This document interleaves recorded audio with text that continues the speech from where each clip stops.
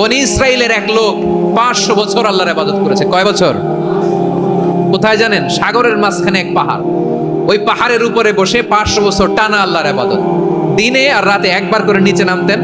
সেখানে আল্লাহ তাআলা পাথরের ভেতর থেকে তার জন্য মিঠা পানির ব্যবস্থা করে দিয়েছেন, আর একটা ডালিম গাছের ব্যবস্থা করে দিয়েছেন। সকালে নামলে একটা টসটসে ডালিম, রাতে নামলে টসটসে ডালিম।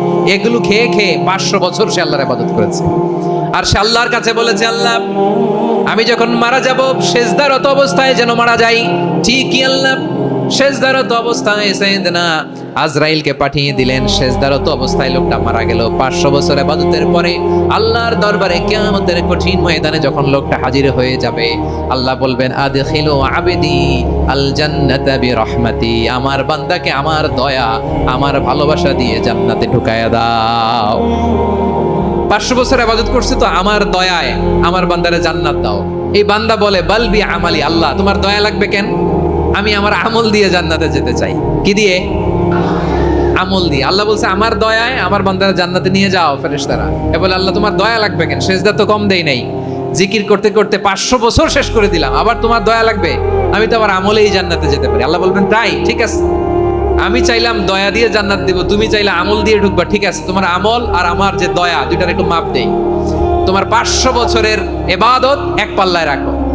আর আল্লাহ বললেন, আমি যে দয়া করে এই দুনিয়ার নাজ নেয়ামত বিউটি সৌন্দর্য দেখার জন্য তোমার দুটা চোখ দিয়েছিলাম, দুটা নয় একটা চোখ আরেক পাল্লায় রাখো। রাখা হবে, দেখা যাবে ওই 500 বছরের ইবাদত হালকা হয়েছে, আর মুহূর্তের মধ্যে আল্লাহর দেয়া একটা চোখের নেয়ামত ভারী হয়ে গিয়েছে।